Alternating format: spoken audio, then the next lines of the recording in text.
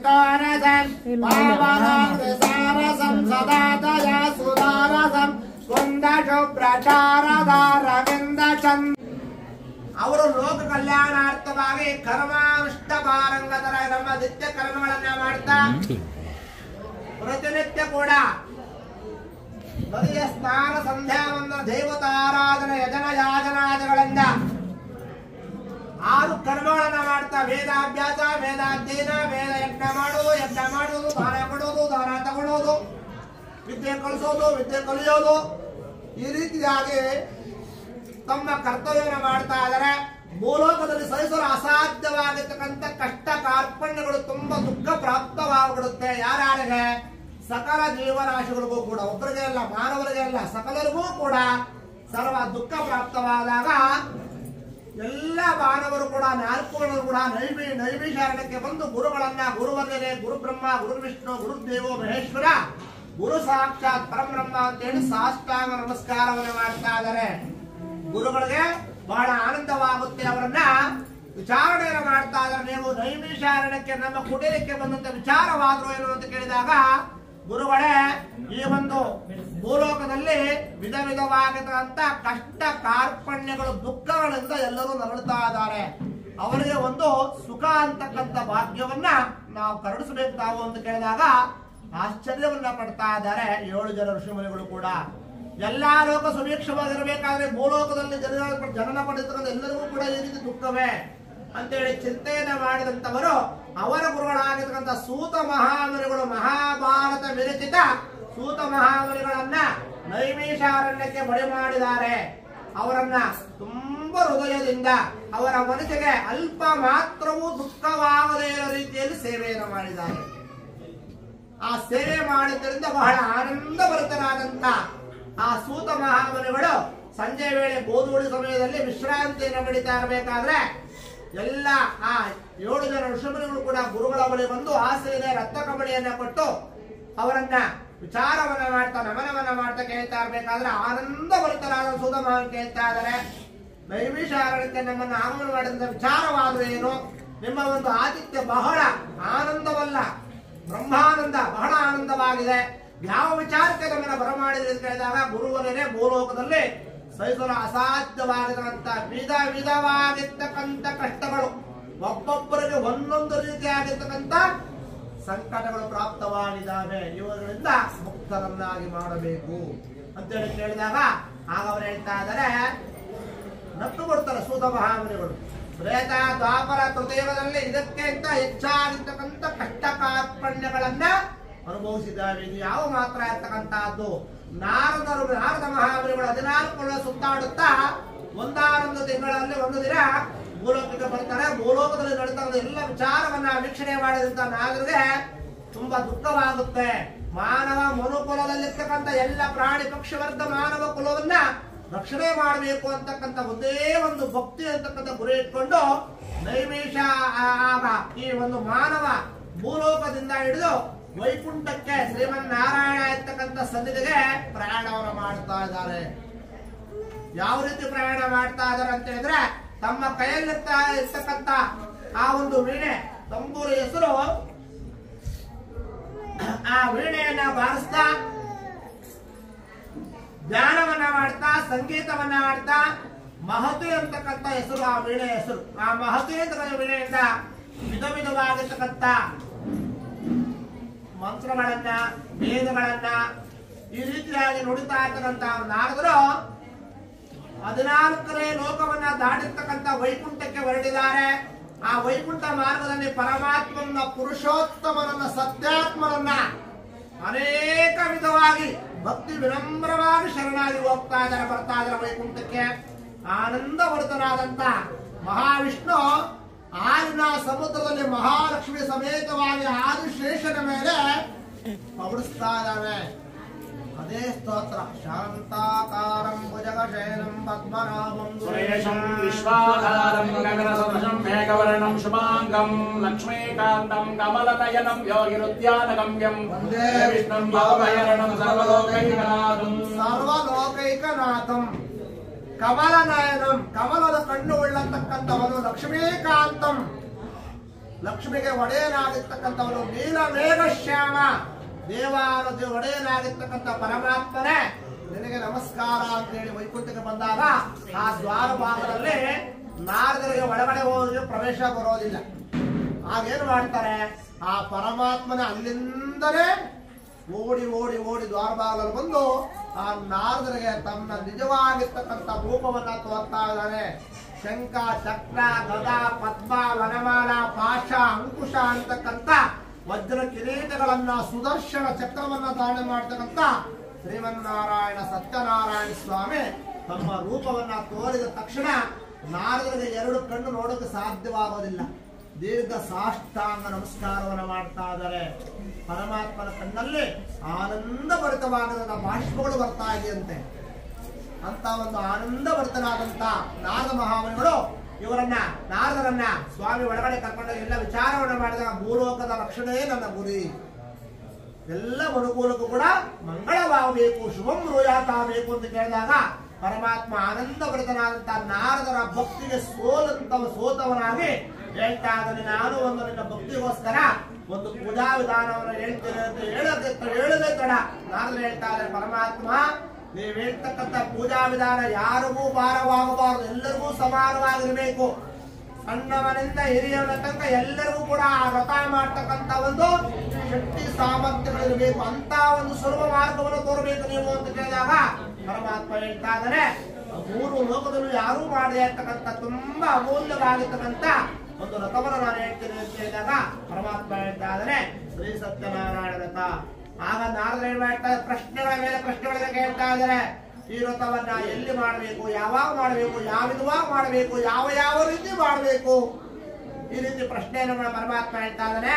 ಸತ್ಯನಾರಾಯಣ ವ್ರತವನ್ನ ಯಾವ ಮಾನವ ದಂಪತಿಗಳಿಗೆ ವ್ರತ ಮಾಡಬೇಕು ಅಂತ ಇಚ್ಛೆ ಉಂಟಾಗೋದು ಅಂದಿನ ದಿನ ಒಂದು ದಿನ ಮೊದಲೇ ನಿರಾಹಾರಿಗಳಾಗಿ ಸುಮಂಗಲಿನ ಸಮೇತವಾಗಿ ನದಿ ತೀರಕ್ಕೆ ಹೋಗಿ ಜಲವನ್ನ ತಂದು ನಮ್ಮ ಮನೆಯ ಈಶಾನ್ಯ ದಿಕ್ಕಿನಲ್ಲಿ ಧಾನ್ಯ ರಾಶಿಯನ್ನ ಹರಡಿ ಯಥಾಶಕ್ತಿ ಸತ್ಯನಾರಾಯಣ ಸ್ವಾಮಿ ಪಟವನ್ನಾಗಲಿ, ಬಿಂಬವನ್ನಾಗಲಿ, ವಿಗ್ರಹವನ್ನಾಗಲಿ, ಕುಂಭವನ್ನಾಗಲಿ ಯಾವ ಸಾಧ್ಯವಾಗುತ್ತಾ ವಿಧವಾಗಿ ಸತ್ಯನಾರಾಯಣ ಸ್ವಾಮಿಯವರಿಗೆ ಬೇಕಾಗಿರುವಂತ ಮಹಾ ಸಪಾದ ಭಕ್ಷ ಅಂದ್ರೆ ಸಜ್ಜಿಗೆ ಪ್ರಸಾದ ಅಂತ ಹೇಳ್ತೀವಲ್ಲ, ಪ್ರಸಾದವನ್ನ ತಾವೇ ಭಕ್ತಿ ವಿನಮ್ರವಾಗಿ ತಯಾರು ಮಾಡಿ ಸತ್ಯನಾರಾಯಣ ಯಥಾಶಕ್ತಿ ಪುಷ್ಪಮಾಲೆಗಳನ್ನು ಅರ್ಪಣೆಯನ್ನು ಮಾಡಿ ಆ ಪರಮಾತ್ಮನ ಕುರಿತು ವ್ರತವನ್ನ ಮಾಡಿದರೆ ಈ ರಥಕ್ಕೆ ಯಾವುದೇ ಒಂದು ಸಮಯವಿಲ್ಲ. ಹಗಲಾಗಲಿ ಎರಡಾಗಲಿ, ಸೂರ್ಯ ಅಸ್ತದಲ್ಲಾಗಲಿ, ಸೂರ್ಯ ಮುಳುಗುವಾಗಲಿ ಯಾವ ಸಮಯವೂ ಕೂಡ ಇದಕ್ಕೆ ಬೇಕಾಗಿಲ್ಲ.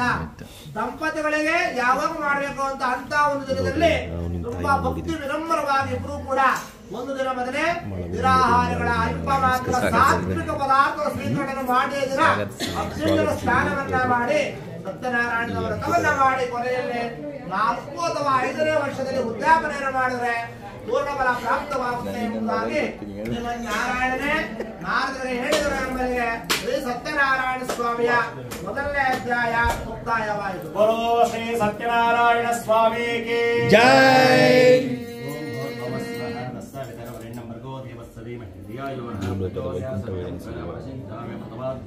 ಪಾರ್ಶ್ವನ ಕ್ರಿಶ್ಚಿಯನ್ ಬಾಪಟ್ ಮಠದಲ್ಲಿ ಇನ್ನಿತ ವಿವೇಕ್ ಅವರು A406ನ ಫ್ಲಾಟ್ನ ಉದ್ಘಾಟನಾ ಸಮಾರಂಭಕ್ಕೆ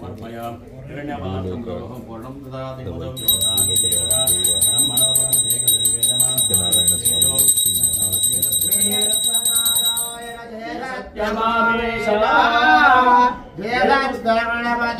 ಜಯತು ಜಯತು ಲಕ್ಷ್ಮೀ ಸಮಯ ಸತ್ಯನಾರಾಯಣ ಸ್ವಾಮಿ ಬಾದಾರ್ವೇಗದೆ ಗೋವಿಂದ ಗೋವಿಂದ. ಹರ ಹರ ಪಾರ್ವತಿ ಪತಹೇ ಹರ ಹರ ಮಹಾದೇವ. ಸತ್ಯನಾರಾಯಣ ಸ್ವಾಮಿಗೆ ಜೈ. ನಾರಾಯಣ ಸ್ವಾಮಿಗೆ ಜೈ. ನಾರಾಯಣ ಸ್ವಾಮಿಗೆ ಜೈ.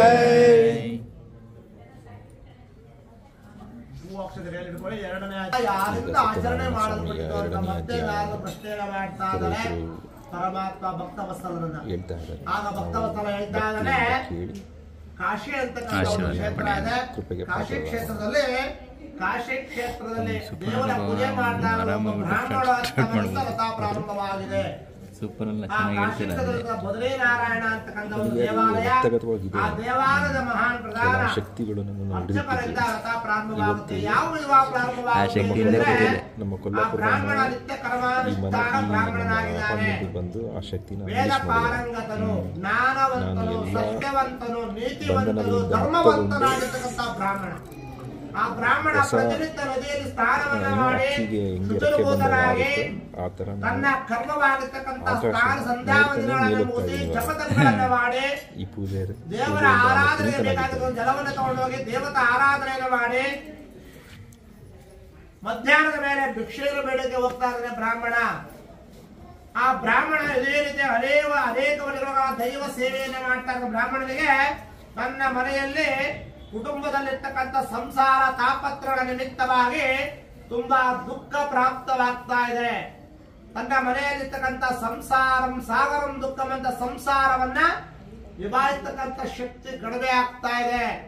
ಮಕ್ಕಳ ವಿದ್ಯಾಭ್ಯಾಸ, ವಿವಾಹ ಈ ರೀತಿ ಆಗ್ತಾ ಇರಬೇಕಾದ್ರೆ ಆ ಬ್ರಾಹ್ಮಣನಿಗೆ ಭಿಕ್ಷೆ ಬೇಡಕ್ಕೆ ಹೋಗಿದ್ದಂತ ಸಂದರ್ಭದಲ್ಲಿ ಒಂದು ದಿನ ಯಾರು ಭಿಕ್ಷೆನೇ ಕೊಡೋದಿಲ್ಲ.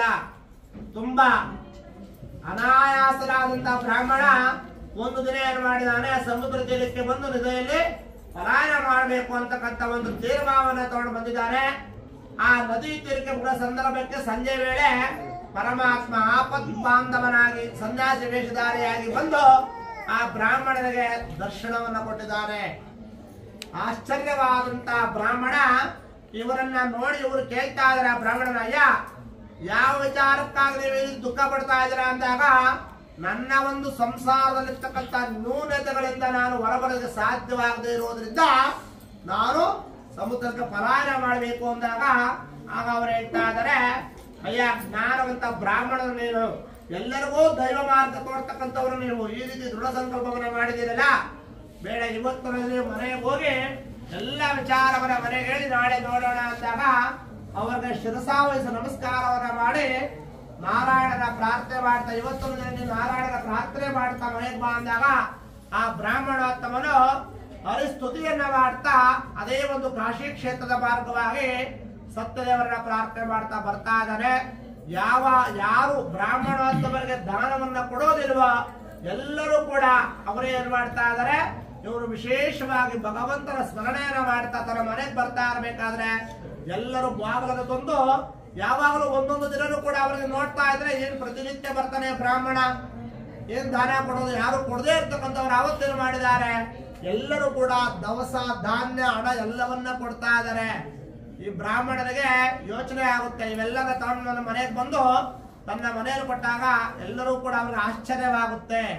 ಅನೇಕ ದಿನಗಳಿಂದ ನಮಗೆ ದವಸ ದಾನ ಧರ್ಮಗಳು ಬಂದಿರುವ ಇವತ್ತು ಯಥೇಚ್ಛವಾಗಿ ಬಂದಿದ್ದಾವೆ ಅಂತ ಹೇಳಿದಾಗ ಆಗ ಈ ರೀತಿ ಪ್ರಾರ್ಥನೆ ಮಾಡಿದಂತ ವಿಚಾರ ಹೇಳಿದಾಗ ಆ ಬ್ರಾಹ್ಮಣ ತನ್ನ ಪತ್ನಿಯ ಸಮೇತವಾಗಿ ತಿಂಗಳಿಗೆ ತಿಂಗಳ ಮಾಸಕ್ಕೆ ಒಮ್ಮೆ ತನ್ನ ಮನೆಯಲ್ಲಿ ವ್ರತವನ್ನ ಮಾಡ್ತಾ ಇದ್ದಾರೆ. ಯಾವ ರೀತಿ ಮಾಡ್ತಾ ಇದ್ದಾರೆ, ಅಲ್ಪ ಮಾತ್ರವೂ ಕೂಡ ಅವರಿಗೆ ಭಗವಂತನ ಮೇಲೆ ಅಪನಂಬಿಕೆ ಇಲ್ಲ, ಪೂರ್ಣವಾಗಿರ್ತಕ್ಕಂಥ ಭಕ್ತಿಯಲ್ಲಿ ಮುಳುಗೋಗಿದ್ದಾರೆ. ಆ ಬ್ರಾಹ್ಮಣ ಶ್ರದ್ಧಾ ಭಕ್ತರಾಗಿ ತುಂಬಾ ಮನಸ್ಸಿನಿಂದ ಪ್ರತಿ ತಿಂಗಳು ಕೂಡ ವ್ರತವನ್ನ ಮಾಡ್ತಾ ಇರಬೇಕಾದ್ರೆ ಒಂದು ದಿನ ವ್ರತವನ್ನ ಆಚರಣೆ ಮಾಡ್ತಾ ಇದ್ದಾರೆ. ಆ ಕಾಡಿಗೆ ಹೋಗಿರ್ತಕ್ಕಂಥ ಕಾಷ್ಟಾಗ್ರಾಹಿ ತುಂಬಾ ಬಡವ ಸೌದೆ ವ್ಯಾಪಾರ ಮಾಡ್ತಕ್ಕಂಥವನು ಆ ಒಂದು ಕಾಶಿ ಕ್ಷೇತ್ರಕ್ಕೆ ವ್ಯಾಪಾರ ನಿಮಿತ್ತವಾಗಿ ಮಧ್ಯಾಹ್ನ ವೇಳೆ ಬರ್ತಾ ಸೌದೆ ತಲೆ ಮೇಲೆ ಇಟ್ಕೊಂಡು ತುಂಬಾ ಆಯಾಸವಾಗಿದೆ, ನೀರು ಕುಡಬೇಕು, ದಾಹ ಆಗ್ತಾ ಇದೆ. ಈ ಬ್ರಾಹ್ಮಣರ ಮನೆ ಹತ್ರ ಬರ್ತಾ ಇರ್ಬೇಕಾದ್ರೆ ನೋಡ್ತಾನೆ ಎಲ್ಲ ಹಸಿರು ತೋರಣಗಳು, ತುಂಬಾ ಮೌನವಾಗಿರ್ತಕ್ಕಂಥ ವಾತಾವರಣ, ವಿಶೇಷವಾಗಿರ್ತಕ್ಕಂಥ ಘಂಟಾನಾದಗಳು, ಭಗವಂತನ ಹರಿನಾಮ ಸ್ಮರಣೆ ಆಗ್ತಾ ಇದೆ. ಇದನ್ನು ನೋಡಿದಂತ ಕಟ್ಟಿಗೆ ಮಾರವರು ಬ್ರಾಹ್ಮಣರ ಮನೆ ಒಳಗಡೆ ಬರ್ತಾನೆ.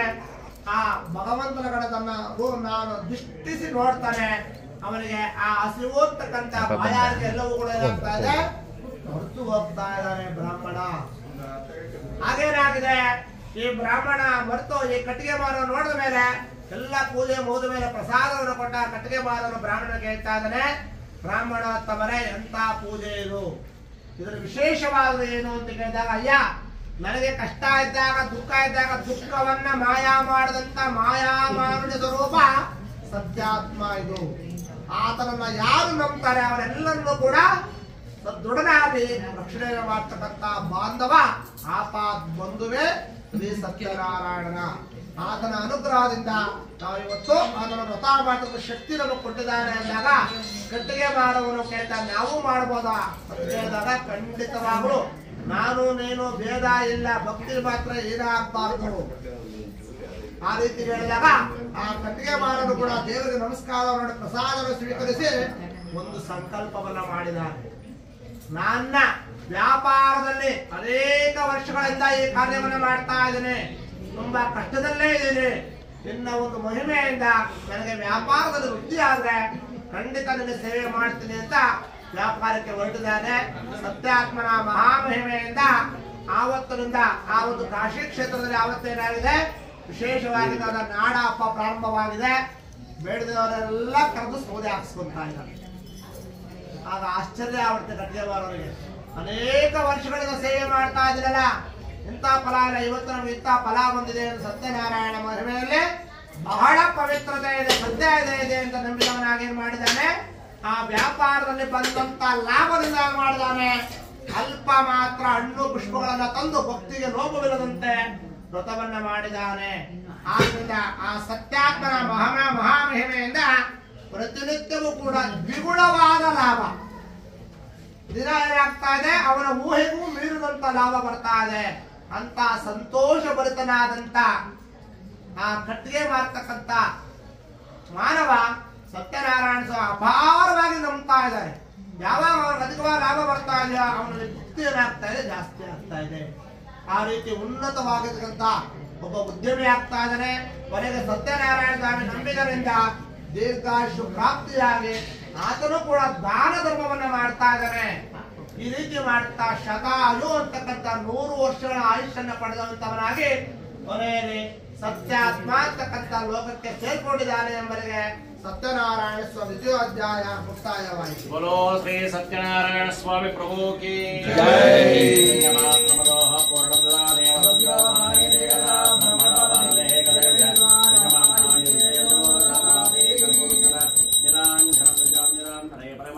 पुष्पाणि समर्पयामि।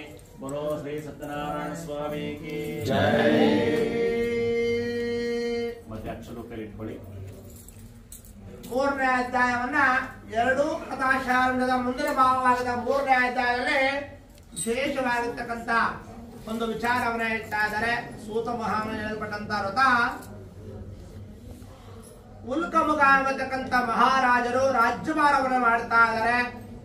ಅವರು ಉಲ್ಕಮುಗ ಅನ್ನೋ ಮಹಾರಾಜನ ಒಂದು ಧರ್ಮ ಯಾವ ರೀತಿ ಅಂತ ಹೇಳಿದ್ರೆ, ಯಾವುದೇ ಪ್ರಜೆಗಳು ಕೂಡ ತೊಂದರೆ ಇಲ್ಲ, ಎಲ್ಲವೂ ಸುಭಿಕ್ಷವಾಗಿರ್ತಕ್ಕಂಥ ನಡೆಸ್ತಾ ಇದ್ದಾನೆ. ಆ ಮಹಾರಾಜ ಅನೇಕ ವಿಧವಾದ ಯಜ್ಞಗಳನ್ನ, ದಾನಗಳನ್ನ, ಧರ್ಮಗಳನ್ನ, ಅವರ ರಾಜ್ಯದ ಮೇಲೆ ಬಂದಂತ ಎಲ್ಲರನ್ನ ಮೇಲೆ ಗೌರವ ಯುದ್ಧವನ್ನ ಮಾಡಿ ರಕ್ಷಣೆಯನ್ನು ಮಾಡ್ತಾ ಇರ್ತಕ್ಕಂಥ ಮಹಾನ್ ಚಕ್ರವರ್ತಿ ಆಗಿದ್ದಾರೆ. ಯಾರು? ಉಲ್ಕಮುಖ ಅಂತಕ್ಕಂಥ ಮಹಾರಾಜರು. ಒಂದು ದಿನ ಏನಾಗಿದೆ, ಅವರ ಒಂದು ನಾಡ ಹಬ್ಬ ಮಾಡಿದ್ದಾರೆ. ಒಂದು ನಾಡ ದೇವತೆಯ ಪೂಜೆ ತುಂಬಾ ವಿಶೇಷವಾಗಿ ಮಾಡ್ತಾ ಇದ್ದಾರೆ ಎಲ್ಲ ಪುರದ ಜನರು. ಈ ಮಹಾರಾಜರು ಆನಂದವಾಗ್ತಾ ಇದೆ. ಮಹಾರಾಜರು ಮತ್ತು ಅವರ ಧರ್ಮ ಪತ್ನಿ ಆಗಿರ್ತಕ್ಕಂಥ ಭದ್ರಶೀಲ ಅಂತಕ್ಕಂಥವರ ಅದ್ವೈತದಲ್ಲಿ ಅದ್ವೈತಿ ಕಾರ್ಯ ನಡೀತಾ ಇದೆ. ಎಲ್ಲವೂ ಸುಭೀಕ್ಷವಾಗಿದೆ. ಎಲ್ಲ ನಾಡು ಸುಭೀಕ್ಷವಾಗಿ ಆನಂದಮಯವಾಗಿರ್ಬೇಕಾದ್ರೆ ಎಲ್ಲ ಹಬ್ಬ ಎಲ್ಲ ಮುಗಿಸಿ ದೇವಸ್ಥಾನಕ್ಕೆಲ್ಲ ಹೋಗಿ ನಮಸ್ಕಾರಗಳು ಮಾಡಿ ಈ ರಾಜ ದಂಪತಿಗಳು ಮನೆಗೆ ಬಂದಿದ್ದಾರೆ. ಬಂದ ಮೇಲೆ ಭದ್ರಶೀಲ ಏನ್ ಮಾಡಿದಾಳೆ, ದುಃಖವನ್ನ ಪಡ್ತಾ ಇದ್ದಾಳೆ. ಮಹಾರಾಜರಿಗೆ ಯೋಚನೆ ಆಯ್ತು, ಏನಪ್ಪ ನಮ್ಮ ಪತ್ನಿ ಈ ರೀತಿ ಚಿಂತಾಕ್ರಾಂತರಾಗಿದ್ದಾರಲ್ಲ. ವಿಶದವಾಗಿ ಪ್ರಶ್ನೆಯನ್ನು ಮಾಡ್ತಾ ಇದ್ದಾರೆ ಮಹಾರಾಜರು. ಅದಕ್ಕೆ ತಕ್ಕ ಉತ್ತರವನ್ನ ಕೊಡ್ತಾ ಇದ್ದಾಳೆ ಭದ್ರಶೀಲ ಅಂತಕ್ಕಂಥ ತಾಯಿ. ಸ್ವಾಮಿ, ಪರಮಾತ್ಮನಿಗೆ ಕೊಡದೇ ಇರ್ತಕ್ಕಂಥದ್ದು ಏನಾದ್ರೂ ಇದೆಯಾ? ಎಲ್ಲವನ್ನೂ ಕೊಟ್ಟಿದ್ದಾನೆ. ನಮಗೆ ಯಾವುದೇ ರೀತಿ ಕುಂದು ಕೊರತೆ ಇಲ್ಲ. ವಜ್ರ ವೈಡೂರ್ಯ ಮರಕತ ಮಾಣಿಕ್ಯಾದಿಗಳಿಂದ ಬೆಲೆ ಬಾಳ್ತಕ್ಕಂಥ ಎಲ್ಲವನ್ನೂ ಕೊಟ್ಟಿದ್ದಾನೆ ಪರಮಾತ್ಮ ಅಂತ ಹೇಳಿದಾಗ, ಆಗ ಆ ತಾಯಿ ಹೇಳ್ತಾ ಇದ್ದಾರೆ, ಒಂದು ಕೊರತೆ ಆಗ್ತಾ ಇದೆಯಲ್ಲ. ಇಷ್ಟೊಂದು ನಮಗೆ ನಾಡ ಹಬ್ಬ ಪ್ರಜೆಗಳು ಮಾಡ್ತಾ ಇದ್ದಾರೆ, ಮುಂದೆ ಇದನ್ನು ನಡೆಸ್ತಕ್ಕಂಥವರು ಯಾರು, ನಮಗೆ ಮಕ್ಕಳ ಭಾಗ್ಯ ಇಲ್ವಲ್ಲ ಅಂತೇಳಿ ದುಃಖವನ್ನ ಪಡ್ತಾ ಇದ್ದಾಳೆ ಆ ತಾಯಿ ಭದ್ರಶೀಲ. ಆಗ ಮಹಾರಾಜರಿಗೆ ಚಿಂತೆ ಆಗುತ್ತೆ, ಹೌದಲ್ವಾ?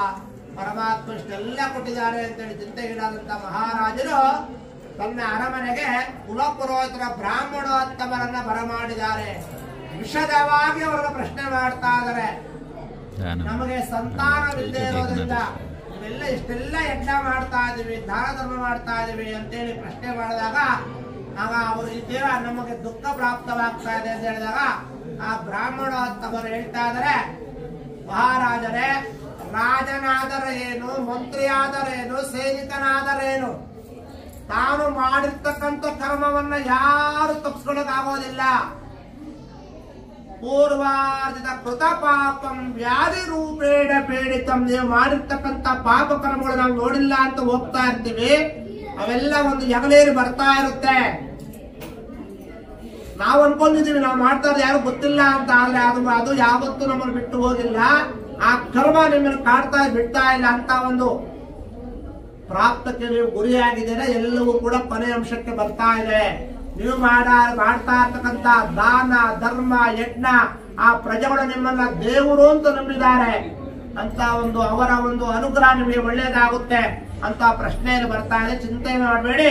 ಒಂದು ಸಂತಾನ ಗೋಪಾಲಕೃಷ್ಣ ವ್ರತವನ್ನ ಮಾಡಿ ಅಥವಾ ಶ್ರೀ ಸತ್ಯನಾರಾಯಣ ಅಂತಕ್ಕಂಥ ಉತ್ತಮವಾದ ವ್ರತ ಇದೆ.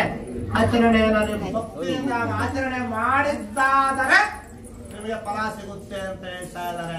ಹಾಗೇನು ಮಾಡಿದ್ದಾರೆ, ಆ ರಾಜ ಮಹಾದಂಪತಿಗಳು ಸತ್ಯನಾರಾಯಣ ವ್ರತವನ್ನ ಭಕ್ತಿ ವಿನಮ್ರವಾಗಿ ಆಚರಣೆ ಮಾಡಿದ್ವಿ ಮುಂದಾಗಿದ್ದಾರೆ. ಯಾವ ರೀತಿ ಮಾಡ್ತಾ ಇದ್ದಾರೆ, ಒಂದು ಸಮುದ್ರ ತಳದಲ್ಲಿ ಒಂದು ಉದ್ಯಾನವನವನ್ನ ತಯಾರು ಮಾಡ್ತಾ ಇದ್ದಾರೆ ಮಹಾರಾಜರು. ಒಂದು ಗೋಶಾಲೆಯನ್ನ ತೆರೆದಿದ್ದಾರೆ. ಕಾಮಧೇನು ಕಲ್ಪವೃಕ್ಷ ಅಂದ್ರೆ ಕಲ್ಪವೃಕ್ಷ ತೆಂಗಿನ ಮರಗಳನ್ನ, ತುಳಸಿ ಗಿಡಗಳನ್ನ, ಬಾಳೆ ಗಿಡಗಳನ್ನ, ಮಾವಿನ ವೃಕ್ಷಗಳನ್ನ, ವಿಧ ವಿಧವಾಗಿರ್ತಕ್ಕಂಥ ಪುಷ್ಪಮಾಲೆಗಳ ಸಸಿಗಳನ್ನ ನಡೆಸಿದ್ದಾರೆ. ಆ ಅರಣ್ಯ ಆ ಒಂದು ಉದ್ಯಾನವನ ಯಾವ ರೀತಿ ಇದೆ ಅಂತ ಹೇಳಿದ್ರಪ್ಪ, ಇವು ಯಾವ ದಿಕ್ಕಲ್ಲೂ ಕಂಡುಹಿಡಿಯಕ್ಕಾಗೋದಿಲ್ಲ. ಅಷ್ಟೊಂದು ಚೊಕ್ಕದಾಗಿರ್ತಕ್ಕಂಥ ಬಹಳ ಪರಮಾದ್ಭುತವಾಗಿರ್ತಕ್ಕಂಥ ಒಂದು ಉದ್ಯಾನವನವನ್ನ ಮಾಡಿ ಎಲ್ಲಾ ದಿಕ್ಕುಗಳು ಕೂಡ ಪ್ರತಿನಿತ್ಯ ಸಾಲು ಸಾಲು ತುಪ್ಪದ ದೀಪಗಳನ್ನ, ಯಾರದೇ ಸಹಾಯ ತಗೊಳ್ತಾ ಇಲ್ಲ ಅವರು. ಆ ರೀತಿ ಮಹಾರಾಜರೇನು ಮಾಡಿದ್ದಾರೆ, ಆ ಒಂದು ನದಿ ತೀರದಲ್ಲಿ ವ್ರತವನ್ನು ಮಾಡಲಿಕ್ಕೆ ಮುಂದಾಗಿದ್ದಾರೆ. 48 ದಿನಗಳ ಕಾಲ ಅಖಂಡವಾಗಿ ವ್ರತವನ್ನ ಮಾಡಿದ್ದಾರೆ. ಆ ಪೂಜೆಗೆ ಬೇಕಾಗಿರ್ತಕ್ಕಂಥ ಎಲ್ಲ ಪರಿಕರಗಳನ್ನ ತಾವೇ ತಯಾರು ಮಾಡ್ಕೊಳ್ತಾ ಇದ್ದಾರೆ. ಅಲ್ಪ ಮಾತ್ರವೂ ಕೂಡ ಅವರಲ್ಲಿ ಭಿನ್ನಾಭಿಪ್ರಾಯ ಇದೆ. ಈ ರೀತಿ ಮಾಡಿದ್ದರಿಂದ ಗೋಶಾಲೆಯಲ್ಲಿ ಗೋವುಗಳನ್ನ ಪೋಷಣೆ ಮಾಡ್ತಾ ಇದ್ದಾರೆ. ಅಲ್ಲೇ ಇರ್ತಕ್ಕಂಥ ಹಣ್ಣು ಹಂಪಲುಗಳಿಂದ ಯಥಾಶಕ್ತಿಯಾಗಿ ಪ್ರತಿನಿತ್ಯ ನದಿ ಸ್ನಾನವನ್ನ ಮಾಡ್ತಾ ಆ ಭಗವಂತನ ಮೇಲೆ ಅಪಾರವಾಗಿರ್ತಕ್ಕಂಥ ಶ್ರದ್ಧೆಯಿಂದ ವ್ರತವನ್ನ ಮಾಡಿದ್ದ ಪರಮಾತ್ಮ ಅವರಿಗೆ ಸಂತಾನವನ್ನು ಕೊಟ್ಟಿದ್ದಾನೆ. ಸಂತಾನ ಪಡೆದರಿಂದ ಮಹಾರಾಜರು ಏನ್ ಮಾಡಿದ್ದಾರೆ, ಇಂಥ ಮಹಿಮೆ ನನ್ನಲ್ಲಿ ಅಂತ ಹೇಳಿ ಮಾಡಿದ್ದಾರೆ. ಅದೇ ಸಮುದ್ರದಲ್ಲಿ ಪ್ರತಿ ಮಾಸಕ್ಕೆ ಒಮ್ಮೆ ವ್ರತವನ್ನ ಮಾಡಿದ ಮುಂದಾಗಿ ಆ ಮಾರ್ಗದಲ್ಲಿ ಬಂದಂತ ಎಲ್ಲ ಸಕಲರಿಗೂ ಕೂಡ ಯಥಾಶಕ್ತಿ ಅನ್ನದಾನಾದಿಗಳನ್ನ ಮಾಡ್ತಾ ಇದ್ದಾರೆ ಮಹಾರಾಜರು.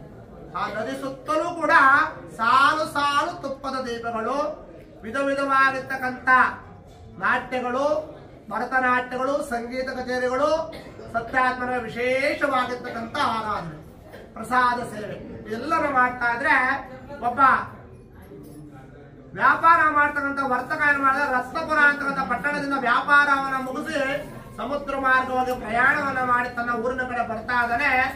ಅವನಿಗೆ ಆವತ್ತಿನಿಂದ ಸಂಜೆ ಆಗಿರೋದ್ರಿಂದ ಕತ್ಲಾಗ್ತಾ ಇದೆ. ವಿಶ್ರಾಂತಿ ಪಡೆದು ನಾಳೆ ಹೋಗೋಣ ಅಂತೇಳಿ ಆ ದಡಕ್ಕೆ ಬಂದ್ರೆ ಶೃಂಗಾರ ವಿರಚಿತಮಾನವಾಗಿರ್ತಕ್ಕಂಥ 2 ಕಣ್ಣು ನೋಡೋಕ್ ಸಾಕಾಗ್ತಲ್ಲ ಅವನಿಗೆ. ಆ ಶೃಂಗಾರ ಮಂಟಪ ನದಿ ತೀರದಲ್ಲಿ ಉದ್ಯಾನವನದಲ್ಲಿರ್ತಕ್ಕಂಥ ಒಂದು ಕಡೆ ಎಲ್ಲ ಗೋವುಗಳು, ಒಂದು ಕಡೆ ಎಲ್ಲ ಕುದುರೆಗಳು, ಒಂದು ಕಡೆ ಎಲ್ಲ ಹಣ್ಣು ಗಿಡಗಳು, ತುಂಬಾ ಆನಂದಭರಿತವಾದ ವಾತಾವರಣ ನೋಡಿ ಆ ಮಹಾರಾಜರು ದೇವತಾ ಪೂಜೆಯನ್ನು ಮಾಡಿ ಪ್ರಸಾದವನ್ನು ಕೊಡ್ತಾ ಇದ್ರೆ ಸಾಲು ತರದಲ್ಲಿ ಈತನು ಕೂಡ ತಗೊಂಡು ಕೇಳ್ತಾ ಇದ್ದಾನೆ, ಮಹಾರಾಜರೇ ಪ್ರಭುಗಳೇ ಏನು ಈ ಪ್ರಸಾದ, ಇದ್ರ ಮಹಿಮೆ ಏನು ಅಂತ ಅಂಗಲಾತಿ ಬೇಡ್ಕೊಂಡಾಗ ಆ ರಾಜ ದಂಪತಿಗಳು ಹೇಳ್ತಾ ಇದ್ದಾರೆ, ಸಂತಾನವಿಲ್ಲದೆ ಇದ್ದಾಗ ಸಂತಾನವನ್ನು ನೀಡಿದಂತ ಸತ್ಯಾತ್ಮ ಈ ಪರಮಾತ್ಮನಾಗಿದ್ದಾನೆ. ಅದರ ಮಹಿಮೆ ಆ ಪ್ರಸಾದ ಎಲ್ಲರಿಗೂ ಮಂಗಳವಾಗಲಿ ಅಂತ ಕೊಡ್ತಾ ಇದ್ದೀವಿ ಅಂತ ಹೇಳಿದಾಗ ಆತನು ಕೂಡ ಶರಣಾಗತನಾಗಿ ನಮಸ್ಕಾರವನ್ನ ಮಾಡಿ ಪ್ರಸಾದವನ್ನ ತೀರ್ಥವನ್ನು ತಗೊಂಡಿದ್ದೆ.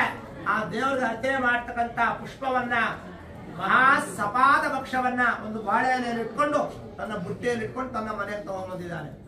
ಆವತ್ತಿನ ದಿನ ಲೀಲಾವತಿಗೆ ಈ ಪ್ರಸಾದವನ್ನ ಕೊಟ್ರೆ ಆಗ ಎಲ್ಲ ವಿಚಾರವನ್ನ ಹೇಳಿದಾಗ ಲೀಲಾವತಿ ಏನ್ ಮಾಡಿದಾಳೆ, ಅಂತ ಪ್ರಸಾದನ ಮಹಾರಾಜರೇ ವ್ರತ ಮಾಡ್ತಾ ಇದ್ರೆ ಖಂಡಿತವಾಗಲೂ ಕೂಡ ಅವರೇ ಹೇಳಿದ್ದಾರೆ ಅಂದಾಗ ಆ ತಾಯಿ ಸ್ವಲ್ಪ ಕೋಪ ಮಾಡ್ಕೊಂತಾಳೆ. ಪ್ರತಿನಿತ್ಯ ವ್ಯಾಪಾರ ಮಾಡ್ಕೊಂಡು ಹಣ ಕೊಡ್ತಾ ಇದ್ರಲ್ಲ, ಬಂದು ಇವತ್ತೇನು ಪ್ರಸಾದ ಕೊಡ್ತಾ ಇದ್ರಲ್ಲ, ಹಣ ಕೊಡ್ಲಿಲ್ವಲ್ಲ? ಆ ಕೇಳಿದಾಗ ಇಲ್ಲಮ್ಮ, ಅದು ಕೂಡ ಅದಕ್ಕಿಂತ ಯಥೇಚ್ಛವಾಗಿ ಪವಿತ್ರವಾಗಿರ್ತಕ್ಕಂಥ ಸಪಾದ ಭಕ್ಷ್ಯವನ್ನ ಕೊಟ್ಟಿದ್ದಾರೆ ಮಹಾರಾಜರು ಅಂತ ಹೇಳಿದಾಗ ಆ ತಾಯಿ ಆಗ ಸಮಾಧಾನ ಪಟ್ಟಂತವಳಾಗಿ ತನ್ನ ಮನೆಯಲ್ಲಿ ದೇವರ ದೀಪದ ಹತ್ರ ರಂಗವಲ್ಲಿಯನ್ನ ಹಾಕಿ ಗೋಮೂತ್ರ ಶುದ್ಧಿಯನ್ನ ಮಾಡಿ ಮಾರನೆಯ ದಿನ ಆ ಪ್ರಸಾದವನ್ನ ಅಲ್ಲಿಟ್ಟು ವಿಜೃಂಭಣೆಯಾಗಿ ಭಕ್ತಿ ವಿನಮ್ರವಾಗಿ ಬೆಳಗ್ಗೆ ಸೂರ್ಯೋದಯ ನಂತರ ಇಬ್ಬರೂ ಕೂಡ ದೈವಾಂಶವನ್ನ ದೇವರನ್ನ ಪ್ರಾರ್ಥನೆಯನ್ನು ಮಾಡ್ತಾ ದೇವರ ಆರಾಧನೆಯನ್ನು ಮಾಡಿ ಪ್ರಸಾದವನ್ನ ಆನಂದಭರಿತವಾಗಿ ಪ್ರಾರ್ಥನೆಯನ್ನು ಮಾಡಿದ ಸ್ವೀಕಾರವನ್ನ ಮಾಡಿದ್ದಾರೆ. ಆ ಪ್ರಸಾದದ ಮಹಾಮಹಿಮೆಯಿಂದ ಅವರಿಬ್ಬರು ಆನಂದದಿಂದ ಇರುವ ತಾಯಿಯ ಸತ್ಯನಾರಾಯಣ ಸ್ವಾಮಿ ಪರಿಪೂರ್ಣವಾದ ಅನುಗ್ರಹದಿಂದ ಆ ತಾಯಿ ಗರ್ಭವನ್ನು ಧರಿಸಿ 9 ಮಾಸಗಳ ನಂತರ ಒಂದು ಹೆಣ್ಣು ಮಗುವಿಗೆ ಜನ್ಮವನ್ನ ಕೊಟ್ಟಿದ್ದಾಳೆ ಲೀಲಾವತಿ. ಆ ವರ್ತಕನ ಹೆಂಡತಿ ಹೆಸರು ಲೀಲಾವತಿ. ಆಗೇನು ಮಾಡ ವರ್ತಕರ ಮನೆಯಲ್ಲೆಲ್ಲ ಎಲ್ಲರಿಗೂ ಆಶ್ಚರ್ಯ. ಅನೇಕ ವರ್ಷಗಳಿಂದ ಸಂತಾನವಿಲ್ಲ, ನಮ್ಮ ವರ್ತಕ ಸಂತಾನವಾಗಿದೆ. ಆ ಮಗುನು ಯಾರು ನೋಡಿದ್ರು ಕೂಡ ಎಷ್ಟು ಚೆನ್ನಾಗಿದೆಯಪ್ಪ ಪುಟಾಣಿ, 2 ಕಣ್ಣು ನೋಡೋದು ಸಾಕಾಗ್ತಾ ಇಲ್ಲ.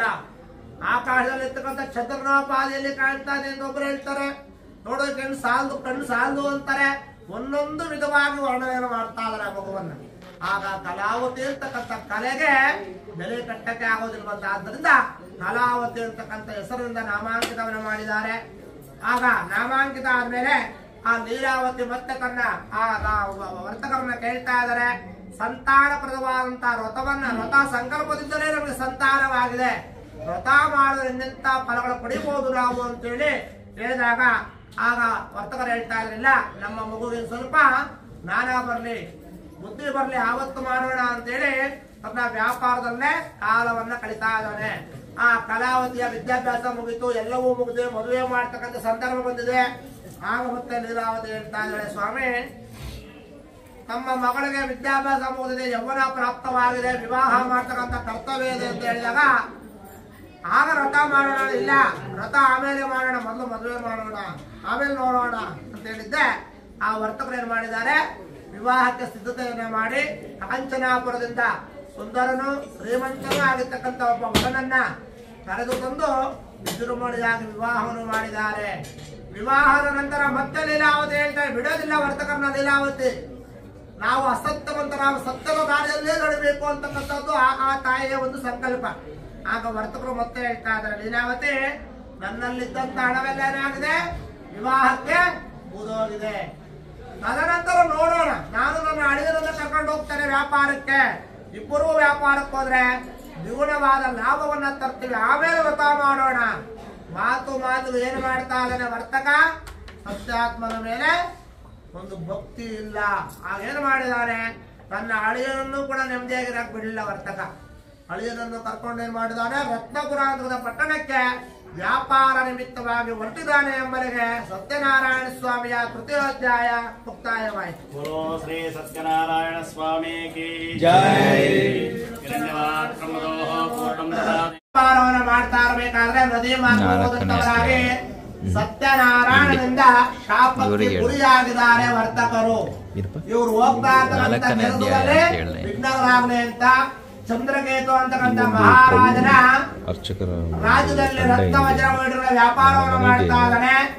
ಆ ರಾಜನ ಅರಮನೆಯಲ್ಲಿದ್ದಂತ ರತ್ನ ವಜ್ರವೈಢೂರ್ಯ ಮರಕತ ಮಾಣಿಕ್ಯ ಎಲ್ಲವೂ ಕೂಡ ಕಳ್ಳರು ಬಂದು ದೋಚು ಹೋದ ರೀತಿಯಲ್ಲಿ ಗೋಚರವಾಗಿದೆ ಮಹಾರಾಜನಿಗೆ ಅರಮನೆಯಲ್ಲಿ. ಆಗ ಮಹಾರಾಜರು ಏನ್ ಮಾಡಿದ್ದಾರೆ, ಒಂದು ಕಟ್ಟಾದಂತ ಅಗ್ನಿಯನ್ನು ಮಾಡಿದ್ದಾರೆ. ಪೂಜೆ ಮಾಡಿ ಯಾವ ಅಗ್ನಿ, ತನ್ನ ಮನೆಯಲ್ಲಿದ್ದಂತ ರತ್ನ ವಜ್ರವೈಢೂರ್ಯ ಮರಕತ ಮಾಣಿಕ್ಯರನ್ನು ಯಾರು ದೋಚಿದ್ದಾರೆ, ಮಂತ್ರಿಯನ್ನು ಕರೆದು ಮಂತ್ರಿಗೆ ಸಲಹೆಯನ್ನು ಕೊಟ್ಟಿದ್ದಾನೆ, ಅವರನ್ನ ಶೀಘ್ರವಾಗಿ ಬಂಧನಕ್ಕೆ ಒಳಪಡಿಸಬೇಕು ಅಂದಾಗ ಆ ಮಂತ್ರಿ ಏನ್ ಮಾಡಿ ತನ್ನ ಸೈನ್ಯ ಸಮೇತವಾಗಿ ಕಳ್ಳನ್ನ ಹುಡುಕಿ ಹೊರಟಿದ್ದಾರೆ. ಆ ಕಳ್ಳರು ಏನ್ ಮಾಡಿದ್ದಾರೆ, ಆ ಅರಮನೆಯಲ್ಲಿ ದೋಚಿದಂತ ಪದಾರ್ಥಗಳನ್ನ ವರ್ತಕರು ವ್ಯಾಪಾರ ಮಾಡ್ತಾ ಇರೋ ಇಟ್ಬಿಟ್ಟಿದ್ದು ಏನ್ ಮಾಡಿದ್ದಾರೆ, ಅಲ್ಲಿಂದ ಕಣ್ಮರೆ ಆಗ್ಬಿಟ್ಟಿದ್ದಾರೆ. ಸತ್ಯನಾರಾಯಣ ಮಹಿಮೆಯಿಂದ ಅಣ್ಣ ತಪ್ಪಿಸ್ಕೊಂಡಿದ್ದಾರೆ. ಇವರು ಕರ್ಮದಲ್ಲಿ ಸಿಕ್ಕಾಕೊಂಡಿದ್ದಾರೆ. ಹಾಗೆಲ್ಲ ಸೇರ್ನ ನಡೀತಾ ಇದ್ರಂತ ರತ್ನ ವಜ್ರ ಉಳಿದ ಮಣಕದ ಮಾಣಿಕ್ಯ ಇವೆಲ್ಲವನ್ನು ಕೂಡ ಇವ್ರು ಗೊತ್ತಾಗೋದಿಲ್ಲ. ಅವೆಲ್ಲವೂ ಕೂಡ ಮಿಶ್ರಣವಾಗಿದೆ. ಇಲ್ಲಿ ಮಂತ್ರಿಗಳು ಬಂದು ನೋಡಿದ್ದಾರೆ. ಅರಮನೆಯಲ್ಲಿದ್ದಂತ ಇವರಿಬ್ಬರನ್ನ ಹಗ್ಗಗಳಿಂದ ಈರುವನ್ನ ಕಟ್ಟಿ ಕರೆತಂದು ಮಹಾರಾಜರಿಗೆ ಒಪ್ಪಿಸಿದ್ದಾರೆ. ಮಹಾರಾಜರು ವಿಚಾರಣೆ ಮಾಡ್ತಾ ಇದ್ದಾರೆ. ಯಾವ ವಿಚಾರಕ್ಕಾಗಿ ನೀವು ಇವೆಲ್ಲ ದೋಚಿದ್ದೀರಾ? ನಮ್ಮ ಅರಮನೆಯಲ್ಲಿ ಇಷ್ಟೆಲ್ಲ ಭದ್ರತೆ ಇದ್ರು ಕೂಡ ನೀವೆಲ್ಲ ತಗೊಂಡೋಗಿದ್ದಾರಲ್ಲ ಸತ್ಯಾತ್ಮನ ಮಹಾಮಹಿಮೆಯಿಂದ ಅವರು ಮಾತನಾಡುವ ಮಾತು ಯಾರು ಕೇಳೋದೇ ಇಲ್ಲ. ಎಲ್ಲ ಕೂಡ ದೈವ ಕಾರ್ಯಗಳನ್ನು ಮುಂದುವರಿಸುತ್ತಾ ನಮ್ಮೆಲ್ಲರಿಗೂ ಮಹಾರಾಜರವರನ್ನೇನ್ ಮಾಡಿದ್ದಾರೆ? ಕಾರಾಗೃಹಕ್ಕೆ ಇವರನ್ನ ಕಳಿಸಿದ್ದಾರೆ. ಇಲ್ಲಿ ಲೀಲಾವತಿ ಕಲಾವತಿ ನೋಡ್ತಾ ಇದಾರೆ. 1 ತಿಂಗಳಾಯ್ತು, 2 ತಿಂಗಳಾಯ್ತು, ವರ್ಷಗಳೇ ಉರುಳಿ ಹೋದವು, ಬರಲೇ ಇಲ್ಲ. ತದನಂತರ ಇವ್ರಿಗೂ ಕೂಡ ಘೋರವಾಗಿರ್ತಕ್ಕಂಥ ದುಃಖ ಪ್ರಾಪ್ತವಾಗಿದೆ. ಸತ್ಯಾತ್ಮನ ಮಹಾಮಹಿಮೆಯಿಂದ ಮನೆಯಲ್ಲಿದ್ದಂತ ಎಲ್ಲ ಪದಾರ್ಥಗಳು ಕೂಡ ದೋಷಿ ಹೋಗಿದ್ದಾರೆ. ತುಂಬಾ ಕಷ್ಟವಾಗಿರ್ತಕ್ಕಂಥ ಪ್ರಾಪ್ತಿ ಕಷ್ಟ ಇವರಿಗೆ ಲೀಲಾವತಿ ಕಲಾವತಿಗೆ ಪ್ರಾಪ್ತವಾಗಿದೆ. ಒಂದೊಂದು ದಿನ ಕೂಡ ಭಿಕ್ಷೆ ಬೇಡಿ ಜೀವನವನ್ನು ಮಾಡ್ತಾ ಇದ್ದಾರೆ. ಒಂದು ದಿನ ಕಲಾವತಿ ಒಬ್ಬ ಬ್ರಾಹ್ಮಣರ ಮನೆಗೆ ಹೋಗಿದ್ದಾರೆ. ಅಲ್ಲಿ ಪೂಜೆ ನಡೀತಾ ಇದ್ದರಿಂದ ಆ ತಾಯಿ ಭಿಕ್ಷೆ ತರೋದಿಲ್ಲ. ಪೂಜೆ ಮುಗಿಯ ತನಕ ಅಲ್ಲೇ ಇದ್ದು ಮಹಾಪ್ರಸಾದ ಸಮೇತವಾಗಿ 1 ರಾತ್ರಿ ಕಡವಾಗಿ ಮಾರನೇ ಸೂರ್ಯೋದಯ ನಂತರ ತನ್ನ ಮನೆಗೆ ಬಂದಿದ್ದಾಳೆ. ಲೀಲಾವತಿ ತುಂಬಾ ಭಯಭೀತಳಾಗಿ ತನ್ನ ಮಗಳನ್ನ ಕೇಳ್ತಾರೆ, ಏನಮ್ಮ ಎಲ್ಲೋಗಿದ್ದೆ, ಯಾವ ರೀತಿ ಹೋಗಿದ್ದೆ, ರಾತ್ರಿ ಕಾಣಲಿಲ್ಲ ಅಂತೇಳಿ ಭಯ ಆಯ್ತು ಅಂದಾಗ, ಇಲ್ಲ ತಾಯಿ ಪೂಜೆಗೆ ಹೋಗಿದೆ. ಎಂತ ಪೂಜೆ ನಿಂದು? ಮನೆಗೆ ಬರದೇ ಇರಂತ ಪೂಜೆಗೆ ಹೋಗಿದ್ದ ನೀನು. ಈ ರೀತಿ ತನ್ನ ತಾಯಿ ಹೇಳಿದ್ರಿಂದ ತುಂಬಾ ದುಃಖ ತಪ್ಪಲ ಅಂತ ಕಲಾವತಿ ಹೇಳ್ತಿಲ್ಲ. ತಾಯಿ ಸತ್ಯನಾರಾಯಣ ಪೂಜೆ ಮಾಡ್ತಾ ಇದ್ರು. ಆ ಯಮ್ಮನಿಗೆ ಆವಾಗ ಜ್ಞಾನ ಆಗುತ್ತೆ. ಓ ಸತ್ಯನಾರಾಯಣ ಪೂಜೆನಾ? ಓ ಈ ರೀತಿ ಅಂತ ಹೇಳಿದಾಗ ಪ್ರಸಾದವನ್ನ ಕೊಟ್ರೆ ಕಣ್ಣೀರಿಡ್ತಾ ಇದ್ದಾಳಂತೆ ಲೀಲಾವತಿ.